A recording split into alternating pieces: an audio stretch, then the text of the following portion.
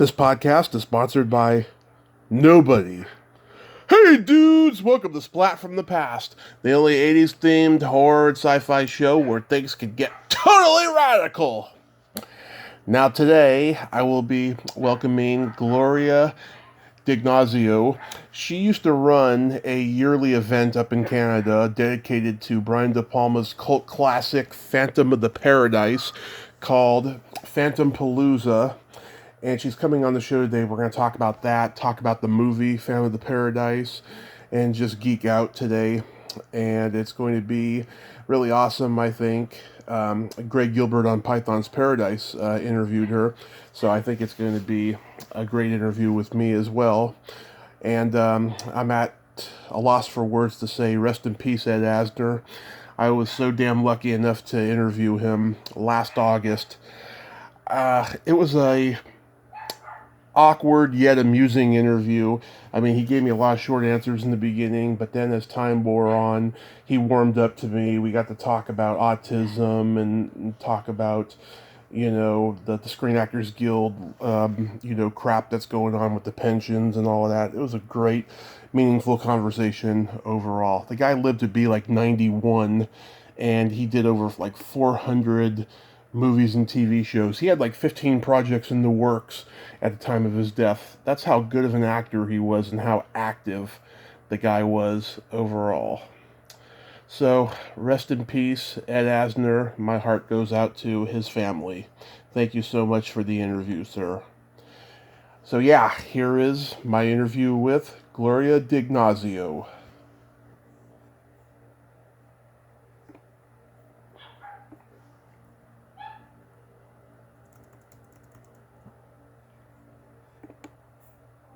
Hello. Hey, Gloria. Welcome to the show. How are you today? I'm fine. How are you? I am just spectacular. Thank you so much for taking the time to do this today. I was happy when Greg interviewed you because I never thought there was someone out there who loved Phantom of the Paradise just as much as I do. So this is spectacular. Yeah, I love it. Like, it just brings so much joy into my life. So, and this is a time where people need that more than ever. So I'm so happy to, talk to you about it. Awesome. So let's start with your background. Tell me about, where you come from and what you do. Okay, well, I was born in Montreal, Quebec, Canada in 1963, and my family moved here when I was 5. And, pretty basic upbringing. But when I was 11 years old, I got asked on my first date by this young Italian boy. And it was to go see Phantom of the Paradise at the Garrick Theatre here in Winnipeg. And, of course, I was shy and kind of nervous, so I brought 2 of my girlfriends along with me. And all I remember is as soon as it started, from the beginning, I went into another dimension, and I don't really remember too much about State other than I just wanted to see Phantom of the Paradise immediately again, and that was the start of it. Seeing it on my first date when I was 11 years old. Wow. So you're born and raised in Canada. I have never met an Italian from Canada. Okay. Yeah, and I know him still. We lost touch over the years, and then we kind of, a few years ago, we actually went out on a little, not a date, just kind of, we had supper together and stuff, and we kind of reminisced about it all. So yeah. It's funny that I still know him, and we have a chuckle about it, Yeah. The only other Italian from Canada I can think of is Nick Mancuso. Oh, yeah. Okay. Yeah. He was a sweetheart to ask me, and I'm glad he did, because I believe there are no coincidences, the synchronicities of life. I never dreamed that, 2 or 3 decades later, all the other stuff that happened would occur. So, pretty interesting. That is pretty amazing, yes. By the way, I'm half Italian on my mom's side. Oh, right on. Okay. Yeah, I just wanted to let you know. I didn't want to make you uncomfortable there. Oh, no, not at all. So wow, okay, so you saw it in the theater. So I was 7 years old when I saw it. This was 1990. Okay, um, Okay. Key Video released it on VHS in 1985. I did not know that till years later. CBS Fox Home Video re-released it in 1990 on home video, and it was in the new arrival section at my local video store. And I was just struck by the cover of it with this guy wearing this mask and having these silver teeth. And I rented it, and I was like, wow, this is so weird and freaky, but I love it. It's awesome, you know. And then in 2003, I moved back to my old neighborhood, and I went back to my old video store, and they still had the tape there. I eventually bought it along with most of their VHS stock and all the video stores I was going to at that time. I bought all those VHS tapes, and I kept that one close to me for about 10 years, and then unfortunately had to sell all my VHS tapes because I was homeless for about 4 years. Oh, wow, okay. Yeah, but Wow, you've led a pretty interesting life then. Wow. yeah, pretty interesting. But I'll eventually get another copy of it someday. I'm always on eBay getting all the old tapes I used to own and stuff. But Very good. yeah, but yeah, I fell in love with the movie right away. I fell in love with it even all over again when I re-rented that tape in 2003, 2004, and yeah, that's where it began for me. I wasn't familiar yet completely with the Phantom of the Opera, you know, quite so much, other than the Robert Englund remake that came out around that time. But I wasn't aware that this movie was, you know, a rock and roll parody of it at the time. Oh, okay. Yeah. It's a pretty mind-blowing movie, like, just from all aspects. Like, I've seen it countless times, and I never get sick of it. In fact, I just introduced it to two girlfriends last week that hadn't seen it. And I usually say, like, are you born in Winnipeg? And if they say yes, then I go, like, you'll love it. Because, I don't know, just something about Winnipeg within our souls, or, like, we're kind of a rock and roll town, but it just... like I said in the other interview, I was just sitting I'm a legal assistant, so I was a legal assistant, and I was sitting there one day on a Friday afternoon. It was kind of quiet, and I said, you know what, I can't be the only Phantom of the Paradise fan in the world or whatever. I'm just going to Google it. And yeah, I Googled it, and I came across this guy, Larry's site in Calgary, Alberta, and I was blown away by it. It was so impressive, and he actually had a nice picture of Paul Williams that looked like a signed, colored, autographed photo of Paul Williams, and it said, "Trust me, Swan."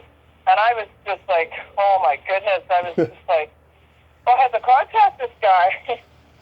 And I did, and I put something on his blog or whatever, and then it turns out for the Phantom of the Paradise 25-year anniversary, our Winnipeg Free Press here, I guess they were doing an article on it, and a reporter saw my comment that he contacted me back in the day here, you know, saying, I guess he just saw my name in the phone book.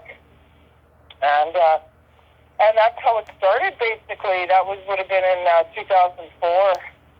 Wow. So before we get into Phantompalooza, I wanted to bring up stuff about the movie. You know, when I first got the VHS back in 2004 or whenever it was, I had no idea that Brian De Palma had directed it, because I was just learning to read in those days, in the early days, so I did not know that he directed it. I was shocked because he's known for these Hitchcock-style thrillers, and this was just out of left field for him, you know, because I know he did Scarface, The Untouchables, and Bonfire of the Vanities, but this really shocked me because it's just, just like Rocky Horror, you know, it's got this LGBT thing in historical context. It's got all this, you know, 70s glam motif and everything. It was completely out of left field for Brian De Palma.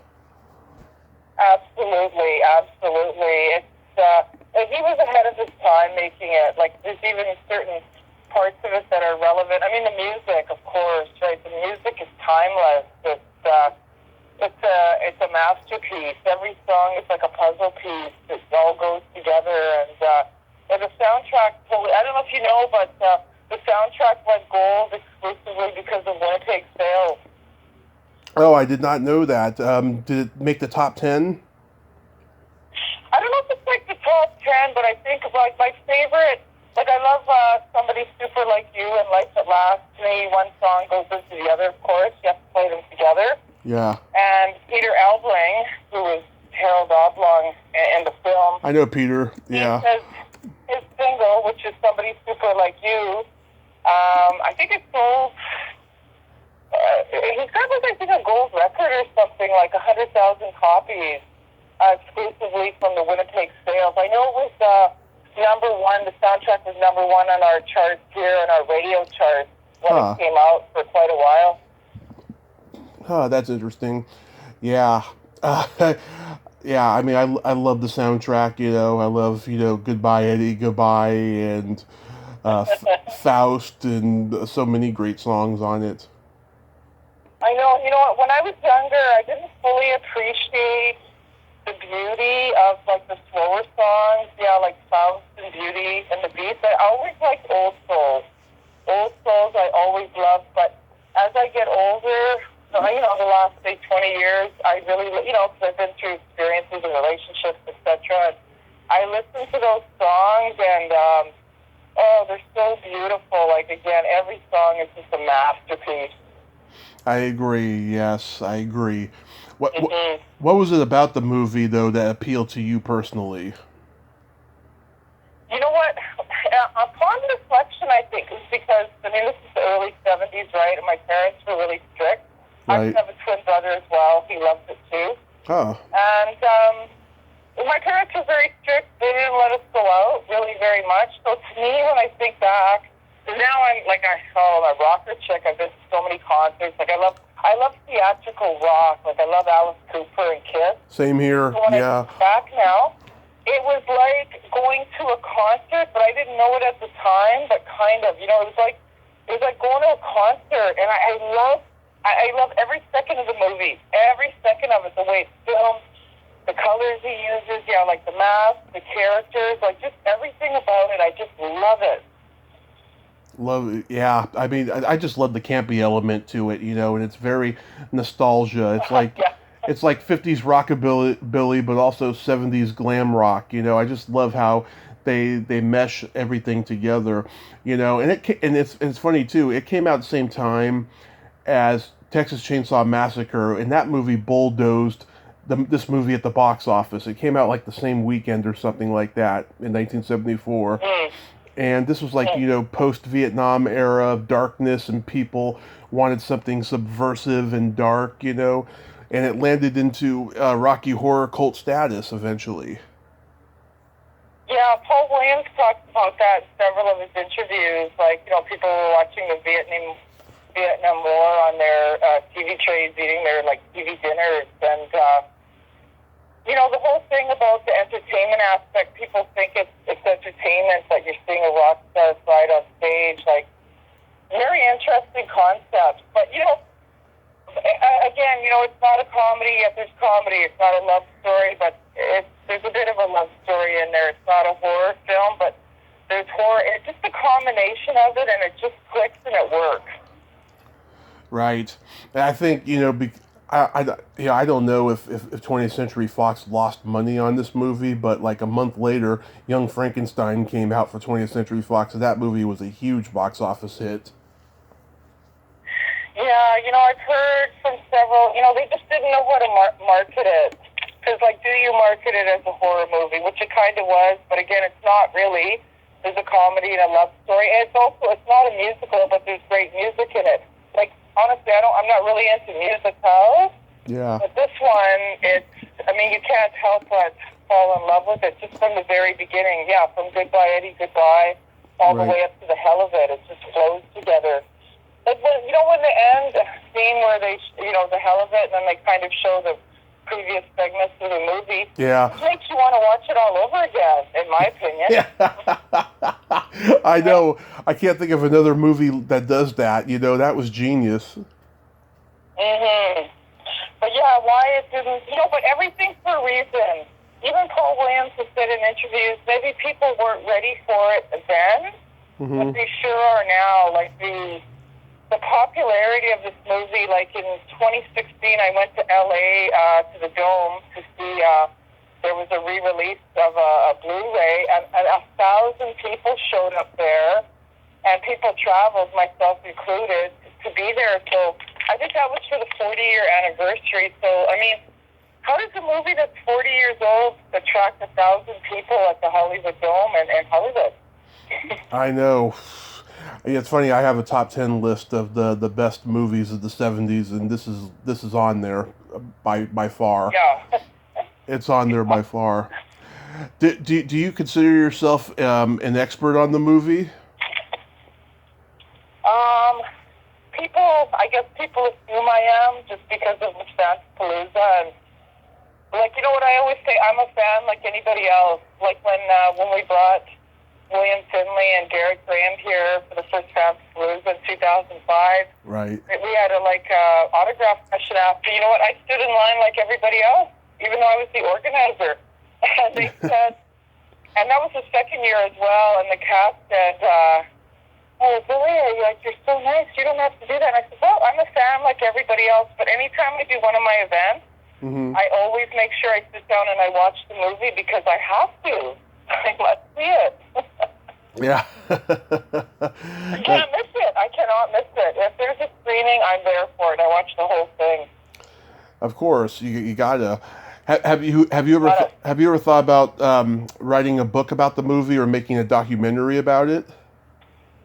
Okay, a documentary has been made actually. I think it's by Malcolm Ingram and Sean Stanley. It's called Phantom of Winnipeg. Okay. And in 2019, I traveled to Montreal for the Canadian premiere. That was in July. There was 7 of us Winnipeggers that went down. And it won, best documentary. And then I think it was, in August of 2019, a couple months later, a friend and I, we went to New York City for the U.S. premiere. It was called, a place about an hour outside of New York called Terrytown. Mm-hmm. And a few of the cast members were there. It was pretty exciting, and it was winning all these awards, and there was even a red carpet, and when it finished, fans were asking us for our autographs because we're in it. Oh, that's so cool. Yeah. So with Phantompalooza, I mean, you kind of talked about it before, about how it came to be, but was it a hard sell? No, not at all. The whole thing was super synchronistic.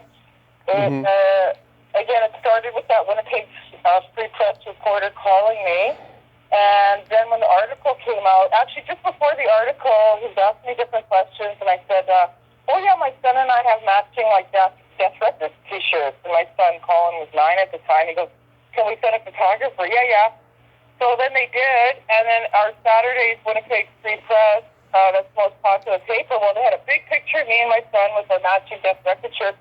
My phone starts ringing off the hook, and it's all these male fans. It was all male fans, basically my age. Yeah. At the time, wanting the shirts. And, from that, we formed, 5 of us, formed the Phantompalooza committee. And in the article, it said in there, the manager had said, we'd love to have a screening.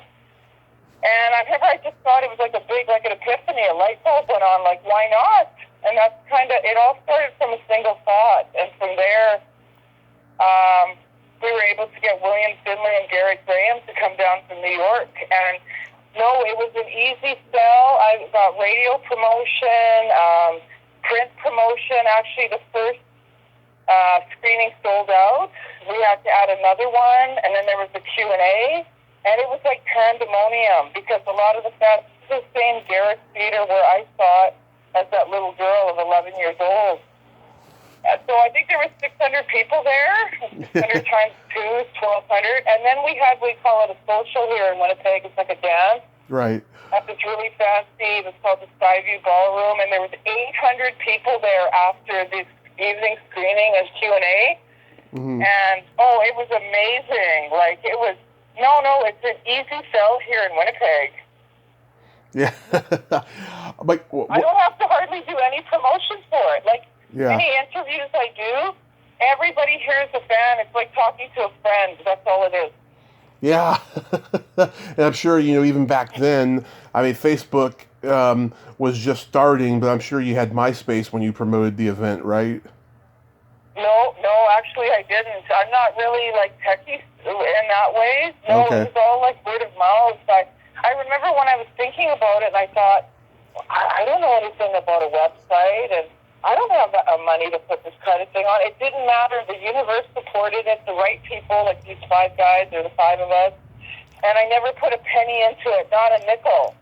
And it just manifested. The right people came, and I mean, I got to write a book about it, actually, because you should. It's really like there's a series of miracles with this whole thing. Yeah, before COVID hit, I was trying to put on a movie screening in LA, and I was saving money for it, right? Thank God it didn't go further than that. Otherwise, I would have been fucked. If it had gone further. You know what? I even think to myself, even with COVID, a Phantom thing would be successful, because we did have something. I think it was last May. Like, I have a band called Swanage, and they do the whole soundtrack, like, to perfection. Mm-hmm. And we did do like a screening, and then the band came on, and that's just wild. Like, so we kind of got some stuff out of our system with that, Right. Oh, God. Yeah, and you probably noticed, too, at that time, the convention and festival scene was starting to blow up, and you probably thought, this event was a great idea because the scene was starting to blow up and fans were starting to come out of the woodwork to spend money to, meet their idols. And that's what it sounds like, yeah. Like when we brought the whole cast back in 2006 for Phantompalooza 2, we didn't even charge people for autographs. Like, I didn't know anything about that. Mm-hmm. And to me, it was just like, again, I'm a fan. I mean, I guess we could have, but we never did. And I just remember people just in pure joy and happiness. And, like, I never did it to make any money. But we did make enough money from Phantompalooza 1 to fly to Santa Monica. That's how we kind of got Paul Williams. We heard he was going to be at a screening at a theater in Santa Monica. So myself and I think 3 of the committee members flew down to LA with the money, and we actually watched Phantom of the Paradise with Paul Williams and his family in the theater. Wow, that is so cool. So tell me about, getting cast members for that. I mean, was it difficult at all? Well, at first, to do with the first one, we had a hard time getting a hold of William Finley, because we found out later that I guess he's had some fans that are stalkers. Plus, he has an aversion. He doesn't like riding on like airplanes. Uh-huh. So I think when actually one of our committee members finally found him, and I sent one of them. They call it.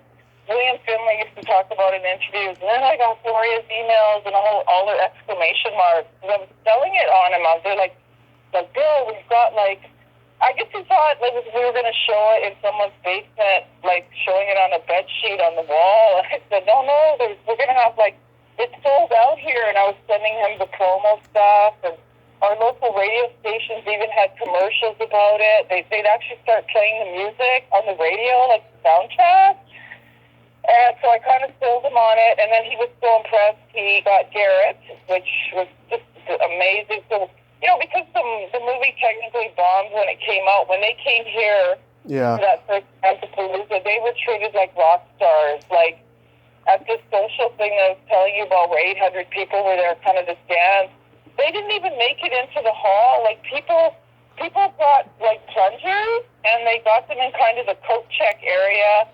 I think before the event started for an hour or 2 hours, they were just signing plungers and meeting the fans before they even went into the actual venue.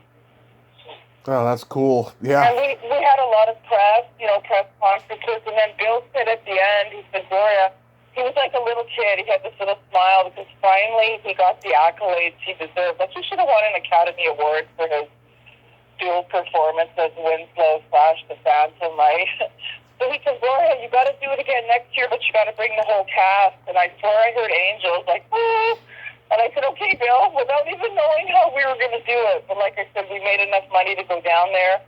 So at the end of that screening, where Paul Williams was in the audience, he came up and he sat I think 2 feet in front of me. I couldn't believe it. Like, I was hyperventilating. And then he mentioned Phantompalooza. He said, where's Gloria Dignazio? And I was right there. And, you know, holy smokes, we kind of met in front of the whole audience and had pictures and all that. And then at the end, we brought some merchandise. We showed him we were serious about this.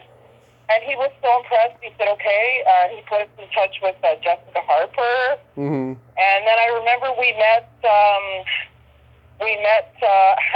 Archie Hahn, who most people know sings the opening song, Goodbye, Eddie, Goodbye, at kind of like this Denny's in L.A., and you should have seen when he walked in, his face was kind of like, what am I doing here? And then, we met him, and we, basically convinced him to come, and he got the 2 juicy fruits. But we laugh about it now, but he said he was nervous about meeting us, and I don't know, they thought we were like some biker thugs from Winnipeg. I don't know what they thought, but I'm so glad they ended up all coming down here for Phantompalooza 2. Right. So, yeah, Bill and Garrett came back, and then Jessica was here, and the 3 juicy fruits. And it was amazing. And they did their song. Like, we had a band called the Phantom Live Band, and they performed with the band, and they did the whole soundtrack. Oh, that is so cool. God, I wish I could have been there. There is a DVD, a local Winnipeg kind of videographer filmed it. But it was really cool. I remember when Paul and Jessica, the day before the event, they were rehearsing, and they were singing Old Souls, and they started crying, and we started crying. Like, everybody was crying. Like, it was so emotional. Mm. And then when she did her song, like when she did Old Souls, he ended up joining her on stage, and the whole place just went nuts. And I remember looking to my right, and there was this big burly, like a biker guy, and like he was crying, and people were saying, like, Gloria for mayor. They were handing me joints. Like, it was great. It was really unbelievable.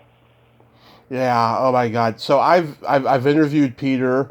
I've interviewed Sarah Ballantyne. I talked to Janice Blythe, who played the groupie in the movie. She was Janice Lynn back then.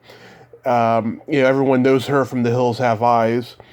And yeah, and Peter tried to put me in touch with Archie, but Archie is very shy. I mean, I know Greg had some trouble getting Archie on his show and stuff. I listened to that interview. I don't think Archie wanted to be there. And he's he's a comedy. Go ahead. Yeah, Archie's so key to everything. The way he talks about us here, like, he really thanks us here in Winnipeg and Phantompalooza for doing it. So does Paul Williams. Like, Paul Williams, I don't know if you know about that documentary that was made called Paul Williams Still Alive. I think I heard about it because he was on Gilbert Gottfried's podcast, and he opened up about his drug trouble and everything on there.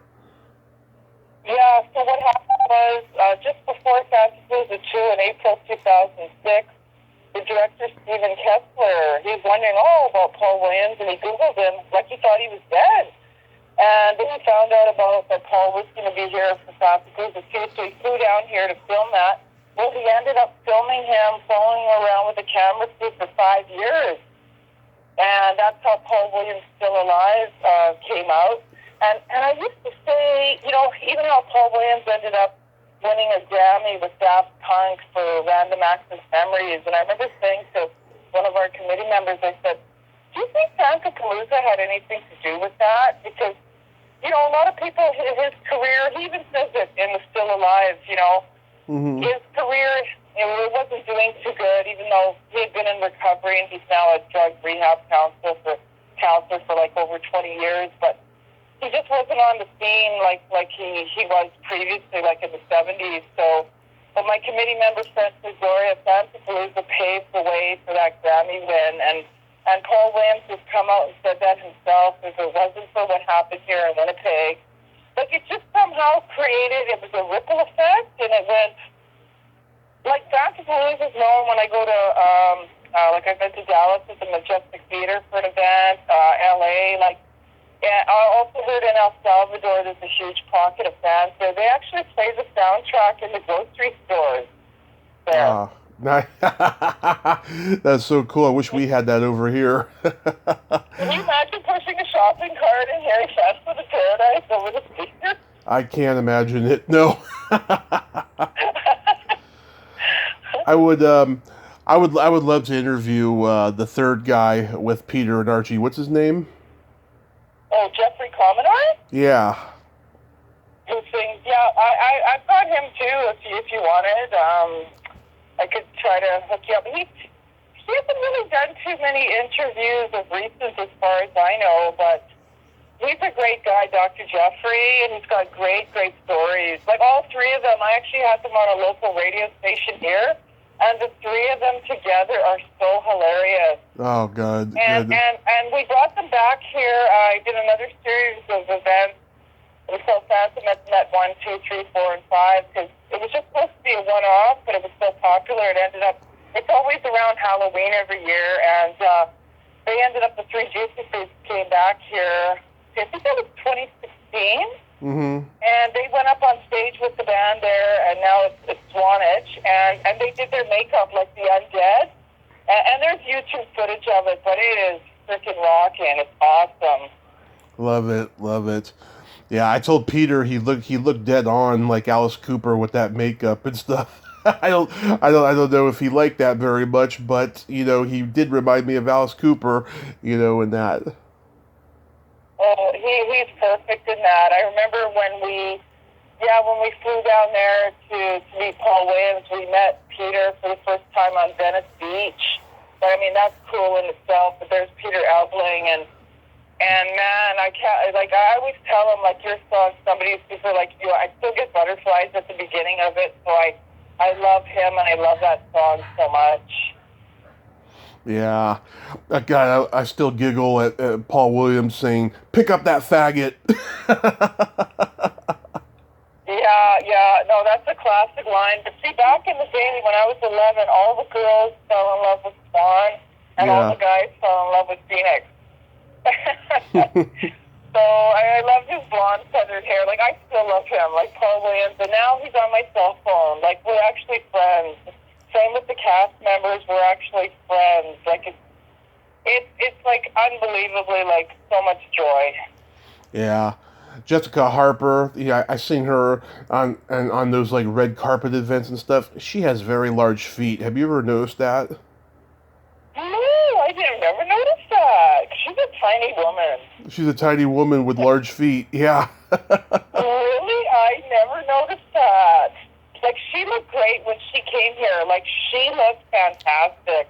And I remember she was a little worried about, I guess, the vocals. You know, it's like, I don't know, 25, 30 years later, but I thought she did a bang-up job, and she's funny. Like, the first year she couldn't make it, so she sent a video, and we played it on the screen at the Garrick Theater, and people just went nuts, and she's just lovely. I know I saw her on, I guess she was in that movie, the remake of, what's that other movie that they did a remake on? She was like a dancer in it. I can't remember it right now. Suspiria. Yeah, Suspiria too, that's right. So she was actually at one of those fancy award shows pre-COVID. Yep, I remember. She was sitting beside like Brad Pitt or something. It was pretty cool. Oh, yes. Oh, no, she was sitting by Leonardo DiCaprio. Or maybe Brad Pitt was there too. Yeah. That's exactly right, yes. Yep, I remember. Garrett Graham, I was supposed to meet him at a convention a couple of years ago, and then I ended up not making the convention, but I've loved everything he's ever been in. Oh, Garrett's awesome. Like, oh my God, I got some story. Like, the first time he came here, we actually went to the airport to pick him up, and, like, it was a big deal. Like, this is, like, the first person we were meeting from the cast, right? Mm-hmm. And so we pick him up. That's the story in itself. We were just, like, in the presence of, like, you know, it's amazing. So we go to take him to the hotel room, and the first year we had them here, we didn't have them really, because, we were on a budget. We didn't have them, like, in the fanciest hotel, but, like, it was okay. But my brother and I bring him into the room, and we're telling him, this and that about Winnipeg, and then I go to open where the window is, and there's a brick wall. And it reminded me in the movie, where the Phantom realizes that Swan stole his music, and he opens that door, and it's all bricks. Yeah. That's what it kind of looked like. And then I remember shutting the curtains. I go, okay, Garrett, we're just going to move you over to another room. And we laughed about it, but it was pretty funny. Just little stories like that. Yeah. So what was William Finley like? Oh, William Finley, he loved every second of it. He was like a little kid with a grin on his face. He loved it because, again, the movie bombed when it came out. Mm-hmm. Like, that movie was supposed to make him a star because, him and of course, Brian De Palma were good friends, right? And unfortunately, it didn't. So when he came here, like, I don't know, for the first one, say 25 years later, he finally got the star treatment, him and Garrett, and that's why he said, Gloria, I got to do it again, and only next year bring the whole cast. So both times, he absolutely loved it. He participated in everything. I'm so glad he had those two experiences before he passed away in 2012. Because, I'm still in contact with his wife, Susan Finley, and she always tells me different things about his feelings and his thoughts. And she said that was like, I'm getting like goosebumps even talking about it. I kind of feel his presence, that he finally was able to feel the love and the fans' reaction to this movie and his role in it, his dual roles in it. Well, I mean, if he was experiencing, stalkers, I mean, that tells you, he did make it in a way, I mean, even though he didn't become an international movie star, I mean, at least he got recognition for something, and plus, before that, he was in Sisters, which was De Palma's thriller with Margot Kidder. Exactly. I think he was the voice of, in that other movie with Andrew Dickinson, Just to Kill. I'd have to see that movie again, but I think so. Voice, he was the voice there. Yep. I can't remember the character's name, but I know, actually, we've only cast members I haven't met, George Mamoli, I'm not sure how to pronounce his name correctly. He had passed away. Mm-hmm. And really cool to meet him. And then Brian De Palma, I really, really tried to get in here. And I think he would have in 2006 for the second one, but he was, I guess he was in Bulgaria doing some stuff to do with the Black Dahlia. Yeah. That was the last role that he had William in. And I went to go see it just to see him in there. And, I mean, the movie confused the hell out of me. I really didn't get it, but it was great to see him in that movie. Yeah. Did you get in touch with Louisa Rose, who co-wrote the movie? No. Yeah, because she co-wrote that one, and she co-wrote Sisters with De Palma. Oh, okay. No. Just the cast, and unfortunately, like, I know Brian De Palma knows of us, but from what I've heard, he's, of course, he was pretty upset and I guess disappointed that the movie bombed. And he doesn't really like to talk about it that much, but I know he knows about us here, and I would just like to thank him for doing this awesome movie, because it's brought so much joy and happiness to so many people. That's what a subversive artist will do for you, They'll hate, a certain project, though, but they'll take pride in the fact that, it's got a cult following. And, Mm-hmm. And then that there was a movie made about the fans is amazing, because when I was in New York for that U.S. premiere, I realized, like, Paul Williams is on the stage. I think I've met him 5 times now. Mm-hmm. And I realized, and I said, my goodness, I never dreamed as a young girl of 11 years old that, 40 years later, I'd be standing on a stage and, like, Paul Williams just watched a movie about us watching the movie. Like, it's pretty wild. It is pretty wild, yeah. I mean, it's just like, people think that John Goodman doesn't like Revenge of the Nerds because he never does any reunions or interviews for it, right? But I heard him say on the Howard Stern show about 15 years ago, no, he loved every minute of making that movie. They don't ask him because they think he's going to say no because of his career since then, you know? Totally, totally. Yeah, they have their favorites and their babies, for sure. Yeah.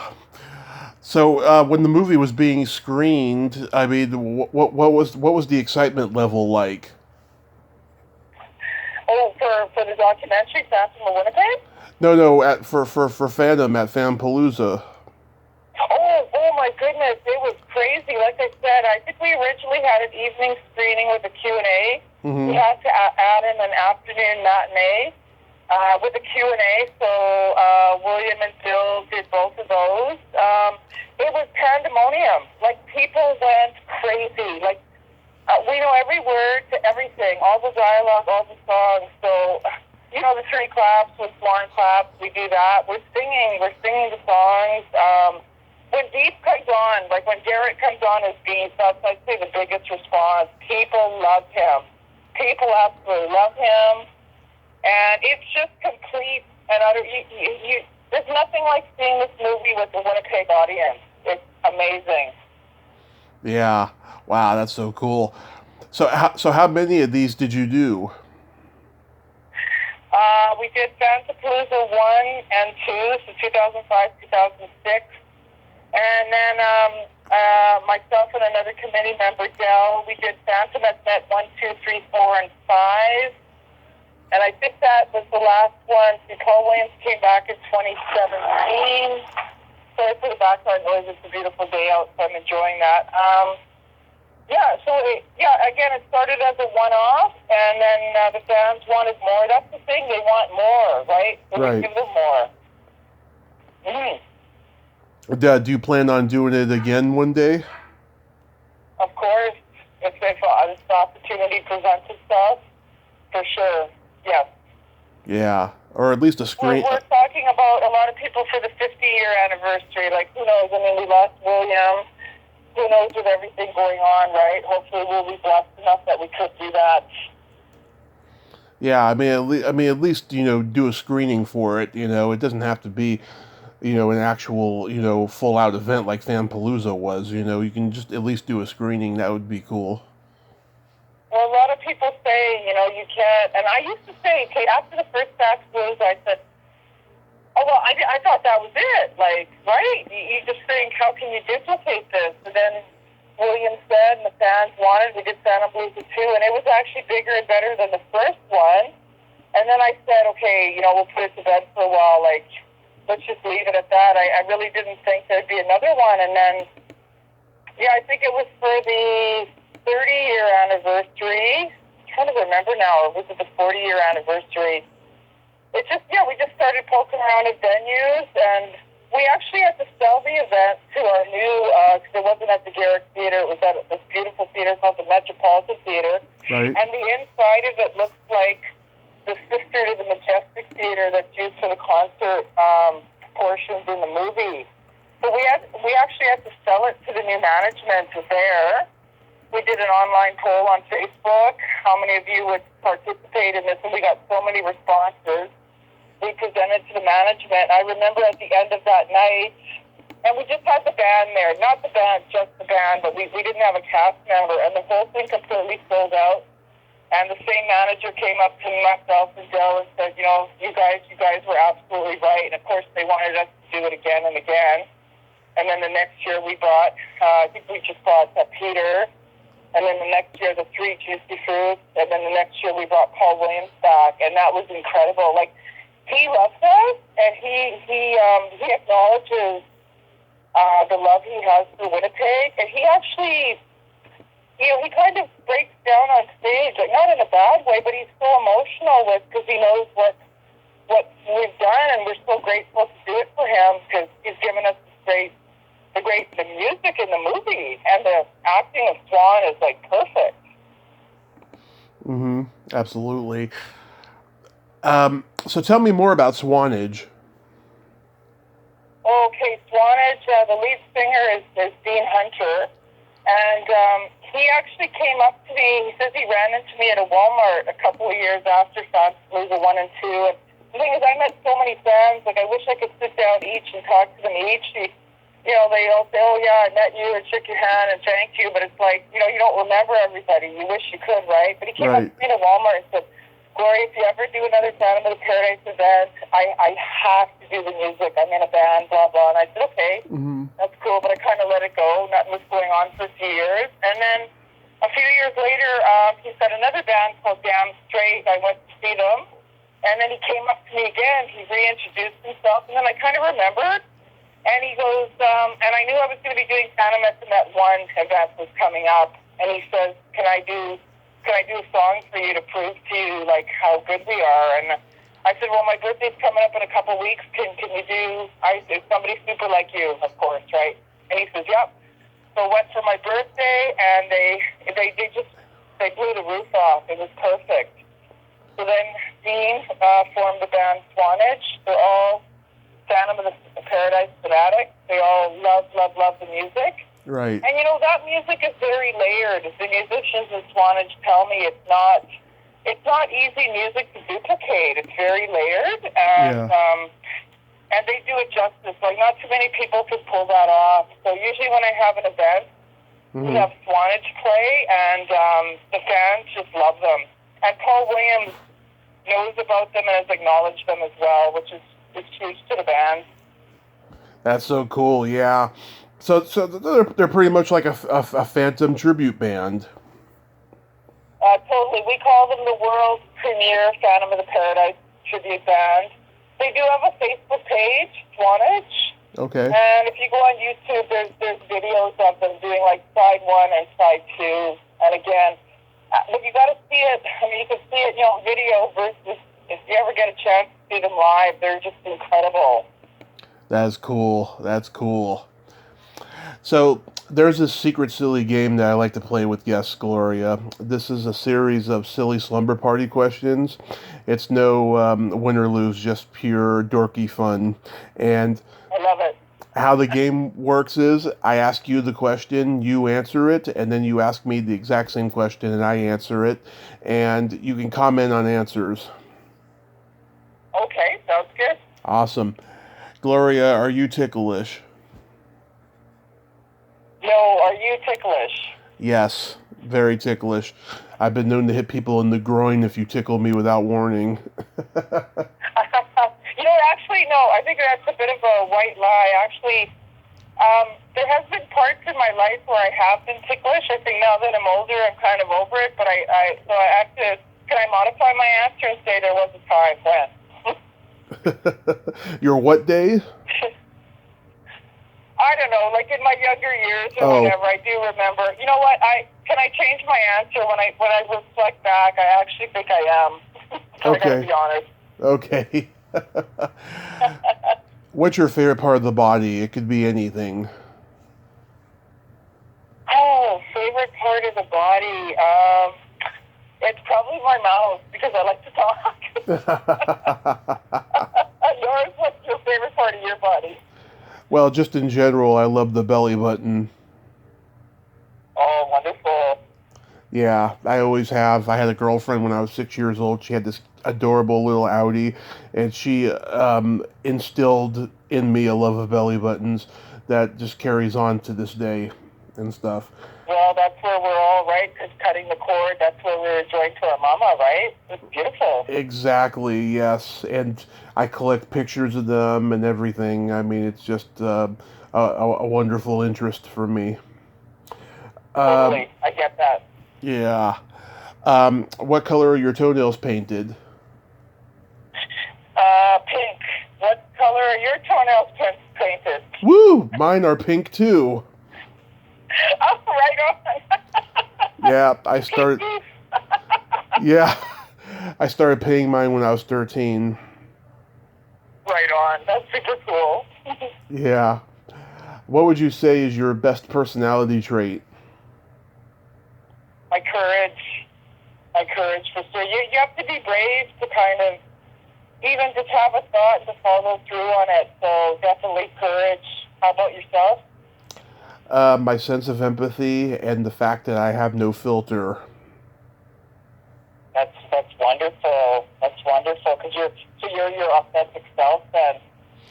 Yes, absolutely. That's beautiful. Oh, thank you. Um, what's your favorite place to have a quickie in? Anywhere. Anywhere? I'm open for anything. Yeah. Be- What about you? back when I was younger, I used to love to do it in the movie theater. Oh, I've never done that. Are you serious? Yeah, but they were mostly finger quickies. Okay, very good. I love your honesty. It's so awesome. Oh yeah, I mean, why not? You know, I mean, we have the advantage to be real here and stuff. Yeah, I'll tell you, when I talk to Canadians, they told me they love doing it in nature. Yes, well, we have a nude beach here in Manitoba, and that's where I go. I love to be free and in nature, so... And the clothing side is cool, too. But Hmm. it's really weird. The clothing optional side, everybody talks to each other. It's like going back to the 70s. Yeah. I seem to like have an affinity for the 70s. It's just like free, kind of not hippie type, everybody, but you do get that vibe. When I was there a couple of weeks ago, people brought out their instruments right on the beach, and in fact, they did 2 songs from Phantom of the Paradise when they right on the beach. That's cool. We had a nude beach in San Francisco where I'm from, and yeah, people were always going off in some hiding place and fucking. Yeah, yeah. Well, you got to keep some sort of etiquette or protocol, right? And it seems like if you stay later in the evening, that Hmm. kind of thing, I guess, could happen. But for me, like, I go there, I just honestly, I love nature. There's no McDonald's signs everywhere. It's just all nature and, like, a marsh and sand and beach and of course, bodies, all different shapes, sizes, ages. I always Exactly. say, clothes are nice, but it really hides who you are. That's what I mean. You have to be brave to even go. A lot of people would never go near a nude beach, Absolutely. Yeah. I mean, I right? think we all do come in all shapes and sizes. Yes, and I think too, watching people have sex can also be a learning experience. You know. Oh, absolutely. And of course, a lot of people And don't. people are interested in it. Like, I don't know if you've seen the Matrix movies, the second one there with the Merovingian, when they're at the restaurant and he sends that beautiful girl over the piece of cake and he's coated it. She kind of has an orgasm and he goes, inside all of us, we're all like wild animals. And it's true. Yep, Everybody wants that, everybody exactly. I remember. right? Right, yeah. I remember I was having sex with an older woman one time in a nature park, and I shit you not, a deer walked past us. Really. Yeah, I think that's a good sign. Deers are a good sign. yeah. He just took one look at us and then started walking again. I hope that deer is still alive. Exactly, but that's all. It's the nature of things. We cannot suppress these things or urges, and if you do, that's where you get into some trouble. Exactly, I think anyway. Yeah. exactly. And then my And favorite. What? I'm sorry. Go ahead. I was I gonna. was going to say with De Palma, I don't know if you've noticed, but he's got a lot of voyeuristic, very sexual things in his movies. Like my second favorite De Palma movie is Body Double. Exactly. Yeah. And I love that about him. Like, you could say he's a bit of a perv. You could say that, I guess, but everybody sure likes to watch it. Oh yeah, I mean, I'm a total voyeur, and I'm an exhibitionist, and I love to be open about all of that stuff because, this is a time where being taboo is quote unquote wrong, but I don't think it's wrong at all. Oh, exactly. I seem to draw people to me that are like that, too. Like, there's one, actually, while I'm doing this interview with you, I'm out in the park, and there's a lady here, and I Hmm. know she's going to come over to me later. It's just that I seem to attract these type of people, but I love it because they're authentic and they're real. Yeah, I mean, I feel a real connection with you now that you're so accepting and open about it.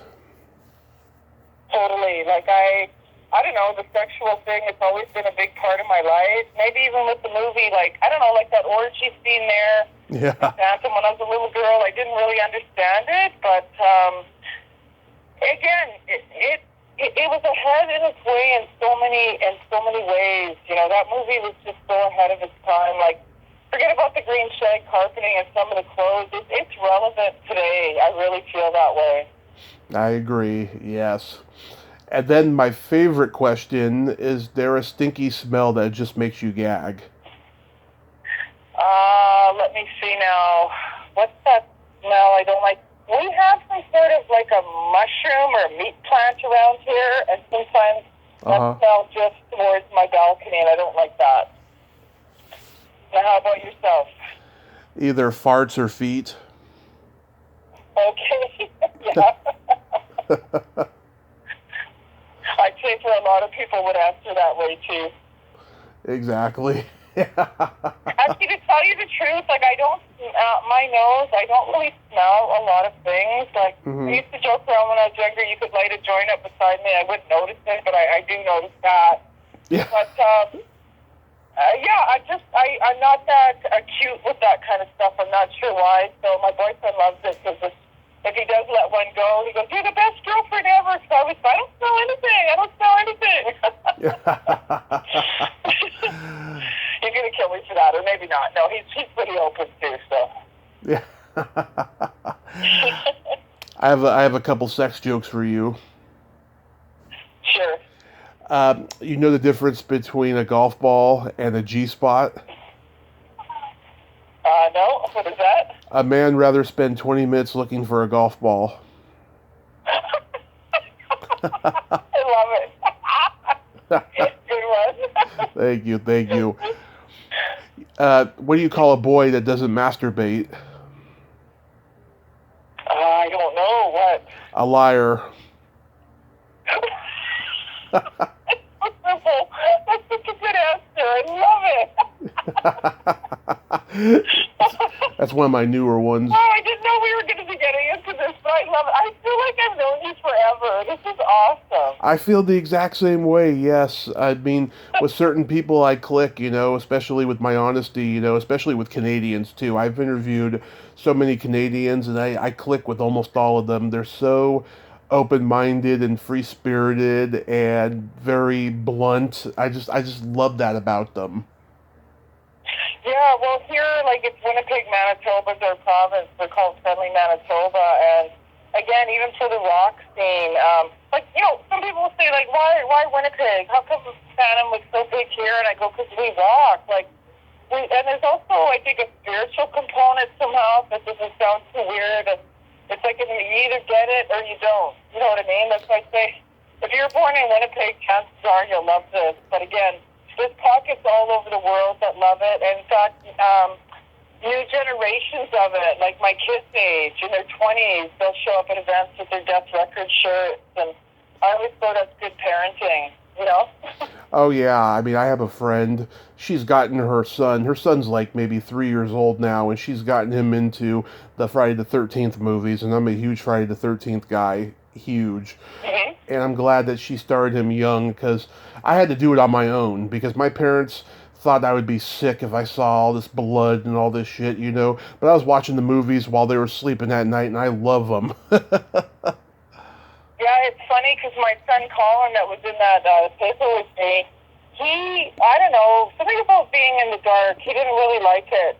In fact, till he was 12 years old, and all of a sudden he met this friend across the street, and they're watching all these horror movies, and I'm thinking, like, I was kind of surprised at that. And then him and I went to a movie together, and what does he bring me to? He brings me, and I haven't seen a horror movie for a long time, he took me to see Saw 4 when it came out. Oh, yeah.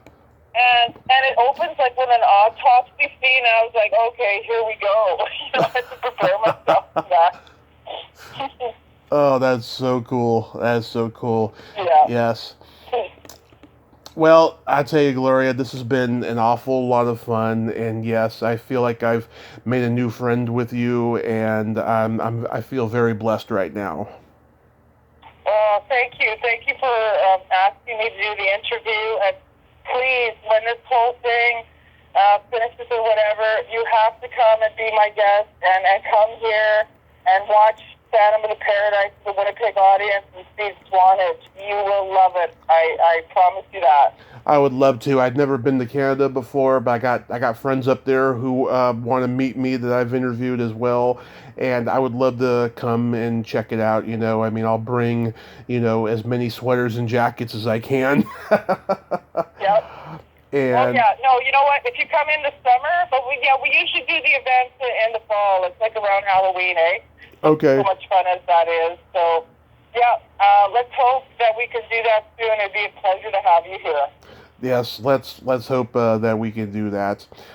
Well, you have yourself a great day, and please stay safe. Okay, you too. Thank you very much. Have a good one. Okay, bye-bye. Bye-bye. Well, there you have it. Gloria Dignazio. Ain't she a sweetheart? Oh my God, I hit it off with Canadians. They love me. Don't know why, but they do. Well, until next time, this is Tommy Throwback Kovac saying there's no shame in living in the past because the present sucks. Later, dudes.